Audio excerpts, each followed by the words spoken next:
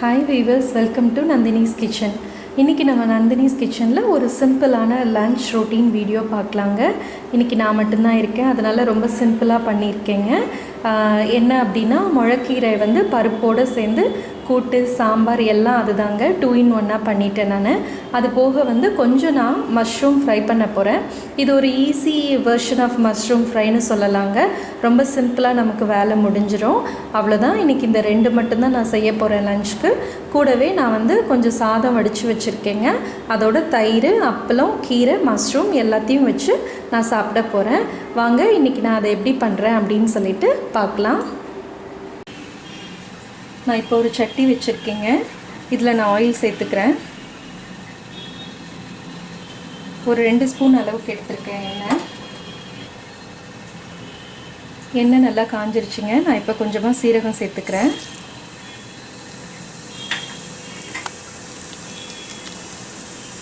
சீரகம் எண்ணெயில் பொரிஞ்சிட்ருக்கு. இந்த சமயத்தில் நான் 2 காஞ்ச மிளகா சேர்த்துக்கிறேன்.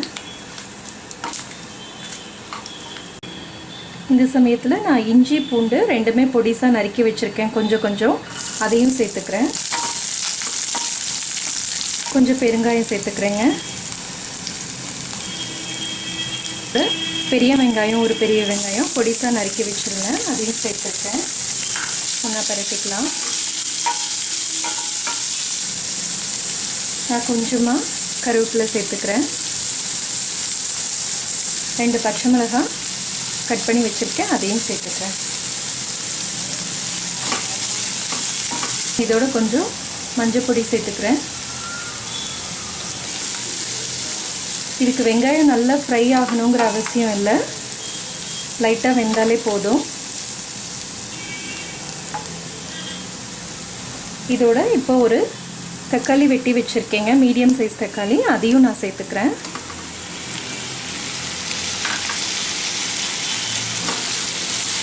தக்காளி இப்போ நல்லா வெந்திருக்குங்க. 3/4 வெந்தால் கூட போதும். இப்போ நம்ம கீரையை சேர்த்துடலாம். நல்ல கீரை நிறைய சேர்த்துக்கோங்க, அப்போ தான் நல்லா டேஸ்ட்டாக இருக்கும், ஹெல்த்தியும் கூட. ஒரு 1 நிமிஷம் வதங்கினா போதுங்க.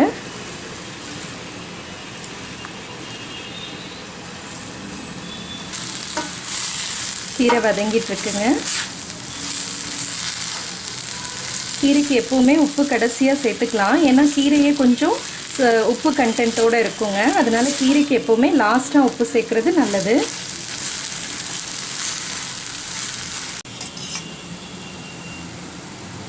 கீரை இப்போது ஓரளவுக்கு வதங்கிடுச்சு. ரொம்ப வதங்கிட வேணாம், ரொம்ப வதங்கினா கலர் மாறிடுங்க. இப்போ இந்த ஸ்டேஜில் வந்து நான் வேக வச்சுருந்த துவரம் பருப்பை சேர்த்துக்க போகிறேன். இதில் இருக்க தண்ணியே போதுங்க, இதுக்கு நிறைய தண்ணியெல்லாம் விட வேண்டாம்.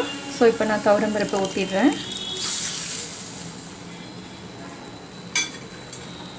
இப்போ நல்லா இதை கலந்து விட்டுறலாம்.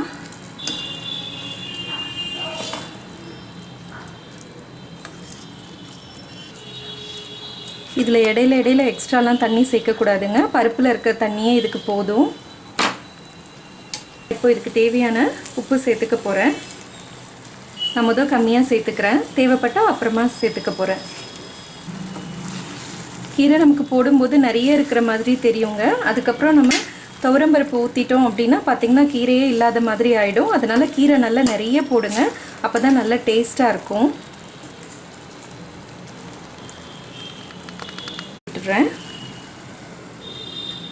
கீரை கொதிச்சிட்ருக்குங்க. அந்த டைமில் நம்ம ஒரு சிம்பிளான மஷ்ரூம் ஃப்ரை எப்படி பண்ணுறதுன்னு பார்க்கலாம். நான் ஆயில் எடுத்துக்கிறேன் நல்லா. இது கொஞ்சம் ஆயில் நிறைய விட்டுக்கலாம். இல்லை, நான் கொஞ்சமாக கடுகு ஆட் பண்ணிக்கிறேன். கடுகு நல்லா பொரிஞ்சிட்ருக்குங்க. அடுப்பு சிம்மில் வச்சுட்டு நான் இப்போ கொஞ்சம் மஞ்சத்தூள் சேர்த்துக்கிறேன். இந்த மஷ்ரூம்க்கு தேவையான அளவு கொஞ்சமாக நான் மிளகாத்தூள் சேர்த்துக்கிறேன். கூடவே இதுக்கு தேவையான அளவு கொஞ்சமாக உப்பையும் சேர்த்துடுறேன். தூள் எல்லாம் நல்லா மிக்ஸ் ஆனதுக்கப்புறம் நான் கொஞ்சம் மஷ்ரூம் எடுத்து க்ளீன் பண்ணி வச்சுருந்தேன், அதையும் இதில் சேர்த்துடுறேன்.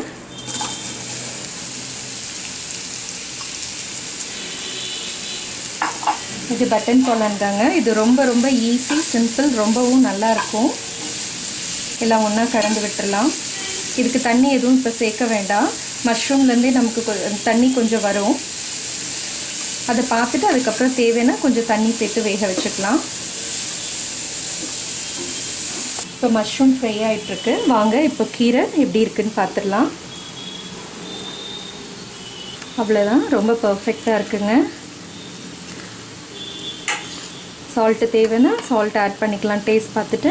இப்போ ஃபைனலாக இதில் கொஞ்சம் நான் ஒரு ஸ்பூன் நெய் சேர்த்துக்கிறேங்க. நல்ல மணமாக வாசமாக இருக்கும், டேஸ்ட்டாகவும் இருக்கும்.